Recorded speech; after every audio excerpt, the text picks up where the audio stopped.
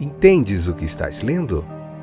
O podcast que te leva através das páginas da Bíblia, livro por livro, capítulo por capítulo.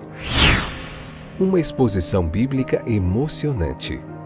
Aperte os cintos e embarque comigo nesta viagem.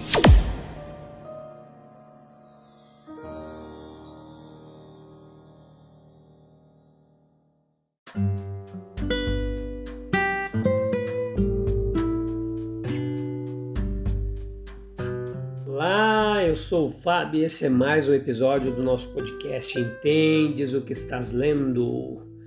Estamos de volta. Como vai você? Tudo bem? Espero que sim. Espero que esteja tudo bem com vocês aí, que tem nos escutado, nos acompanhado em várias partes do Brasil e do mundo. Vamos lá. Hoje continuar Êxodo capítulo 5, parte 2, episódio 177, terceira temporada. Estamos estudando sobre Moisés, quando ele vai à presença de Faraó ali, todo o aprendizado em meio a essas dificuldades que ele enfrentou. Se possível, leia o capítulo 5 para você entender bem o que a gente está falando aqui, poder entender a nossa exposição bíblica. Beleza?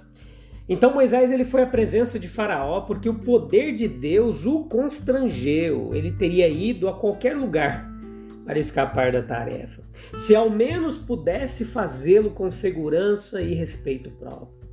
Faraó pouco sabia que profundo sentimento de indignidade vivia no peito de Moisés. Faraó ainda estava totalmente inconsciente de seu verdadeiro inimigo. Sua mente estava em um estado de escuridão, profunda como aquela escuridão exterior que mais tarde iria se espalhar por todo o Egito. Todos os seus esforços resumidos e declarados da maneira mais ampla simplesmente chegaram a este ponto, que ele estava tornando muito amarga a vida temporal de uma geração fugaz. Mas ele mesmo não deteve em um único passo o avanço de um Deus justo e onipotente. Lutando contra o visível Moisés e o visível Israel, ele não sabia como resistir ao Deus invisível. Faraó não atrasou a obra de libertação de Deus. Essa obra prosseguiu com toda a majestosa facilidade de sua divindade, em meio às feridas do opressor e aos gemidos dos oprimidos. Auxílio em Deus, auxílio seguro e suficiente, mas auxílio somente em Deus. Foi uma das grandes lições que todos aqueles anos dolorosos deveriam ensinar a Israel. Os corações da geração no meio da qual Cristo viveu e morreu não eram diferentes, mas tinham também essa maligna obstinação. A geração imediatamente anterior e a geração imediatamente posterior ali no Egito teriam tratado exatamente da mesma maneira. Mas era necessário que ele trouxesse o pecado a uma revelação completa de sua horrível potência, a fim de que ficasse perfeitamente claro que ninguém além de si mesmo poderia lidar com ele. É verdade que o faraó estava se vangloriando do que era apenas um tecido de ilusões e um refúgio de mentiras, mas por mais frágil que fosse, nenhum homem tinha força suficiente para derrubá-lo. Ninguém, a não ser Deus. O aumento de problemas para o povo de Deus não representava prova do fracasso do propósito de Deus. Leia esse capítulo 5 com calma, em oração, para você entender tudo o que estava acontecendo ali. Aquela louca persistência do faraó, ela é marcada primeiro em sua pressa, seus comandos foram emitidos no mesmo dia. Segundo, na severidade do decreto, eles deveriam encontrar sua própria palha e ainda assim entregar a mesma quantidade de tijolos. Terceiro, em sua determinação de ter seus comandos obedecidos. Não pretende ser uma ameaça inútil. Os supervisores são acusados diretamente. Os insensíveis capatazes entraram de coração nos planos de Faraó. Negaram aos israelitas a palha, enquanto exigiam deles a completa entrega diária dos tijolos. E então espancavam impiedosamente os oficiais por não conseguirem fazer com que o povo realizasse aquilo que era impossível de ser feito.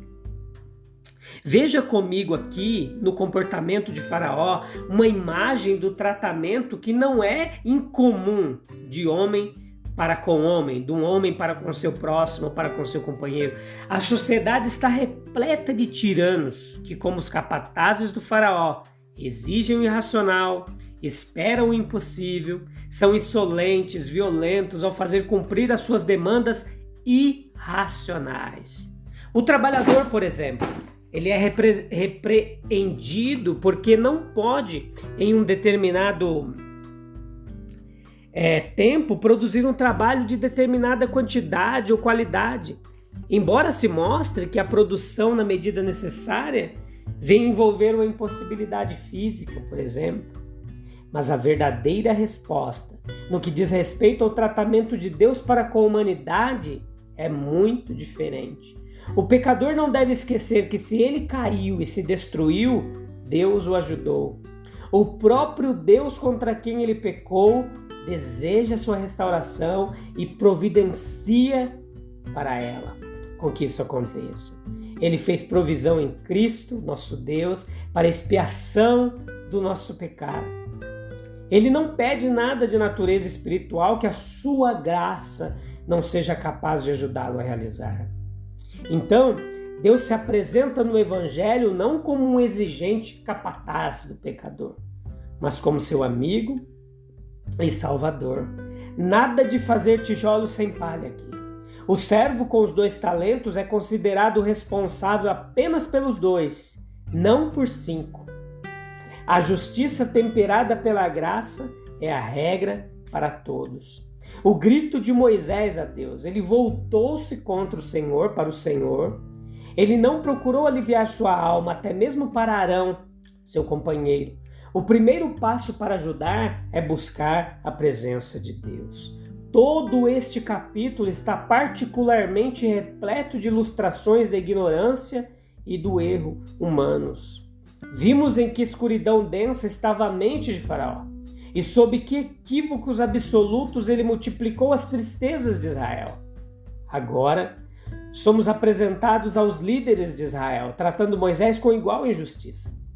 Porque eles não são capazes de ver a diferença entre o instrumento humano e a mão divina que segura. Não mais do que Faraó, eles podem atravessar Moisés até o Deus Todo-Poderoso e ir atrás dele.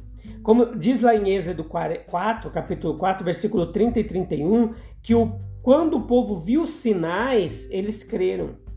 Aqui está uma conduta que mostra quão pequena era a fé deles. Assim como eles foram colocados para fazer tijolo sem palha, sua fé desapareceu completamente. No entanto, certamente a verdade de Deus permaneceu. O Deus que deu a seu filho a parábola do semeador estava preparado para esse lapso na incredulidade da parte de seu povo. Seus sinais eram como as sementes que não encontraram profundidade na terra.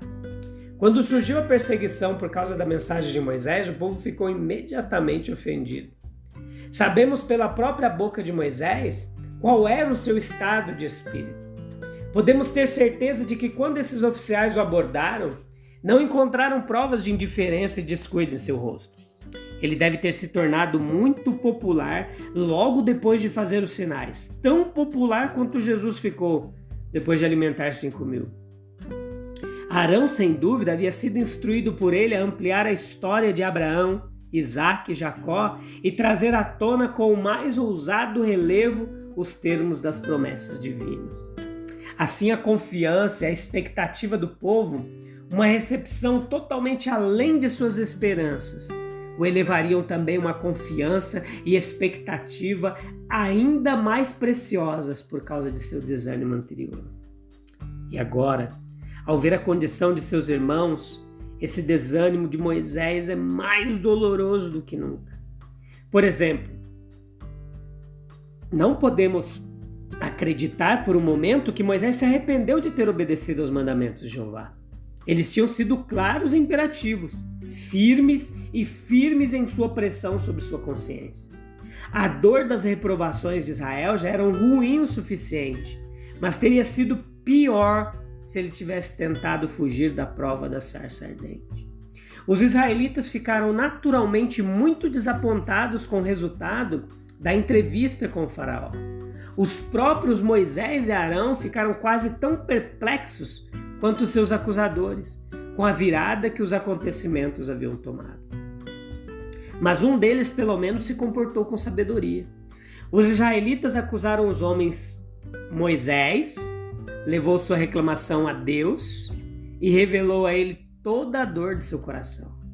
Eles haviam concluído que agora que Deus havia assumido sua causa, suas provações e tristezas haviam chegado ao fim. Mas por nutrirem uma esperança tão confortável, eles descobriram que foram enganados. O primeiro passo no caminho para a libertação prometido os havia mergulhado em uma situação pior do que nunca. Não é apenas que as coisas não estão indo como desejamos ou tão rápido quanto esperamos. Isso não precisa nos surpreender, embora muitas vezes aconteça. Mas que Jeová parece agir contrário às suas próprias perfeições, ao seu caráter, ao seu propósito revelado, a promessa na qual ele nos encorajou a confiar. As orações parecem sem resposta e as esperanças que começamos a nutrir, as expectativas que construímos em sua palavra, são às vezes amargamente desapontadas. Isso levou Moisés à oração, mas a multidão foi levada a murmurações e reprovações. Dissemos que chegaria a esse ponto, vimos isso desde o início. Eles diriam, se o propósito de Deus fosse simplesmente tirar Israel do Egito da maneira mais fácil possível e com o menor custo que pudesse, né? O menor custo de sofrimento para o povo, a permissão para essa nova crueldade teria de fato sido inexplicável. Mas não é dessa forma, ou para tais fins, ou nesses termos que Deus conduz o governo de seu mundo. Pois o propósito de Deus não era apenas que o povo fosse libertado, mas que fosse libertado de tal maneira e com tais acompanhamentos de poder e julgamento, que glorificasse de forma ilustre suas próprias perfeições, e imprimisse a memória de sua bondade em seus corações para sempre. Enquanto no que diz respeito ao faraó, seu desejo era glorificar seu poder sobre ele e tornar um exemplo para todos após eras da loucura que é resistir ao Todo-Poderoso. E esta é verdadeiramente a explicação que todas as nossas dificuldades, com respeito à providência divina, não é Deus o culpado, mas nossa própria pressa e miopia. Nós, que não percebemos todos os fins que Ele tem em vista, nem como Ele está trabalhando maravilhosamente para esses fins, pelas próprias circunstâncias que nos deixam perplexos e confusos. Sabemos, mas em parte. Os pensamentos da sabedoria infinita não podem ser todos esclarecidos para nós. Nossa caminhada deve ser pela fé e não pela vista. Beleza, meus queridos? Deus abençoe vocês. Eu te espero vocês no próximo episódio, onde a gente vai continuar ainda meditando. No próximo episódio nós vamos meditar no capítulo 6, beleza? Deus abençoe. Tchau, tchau. Até breve.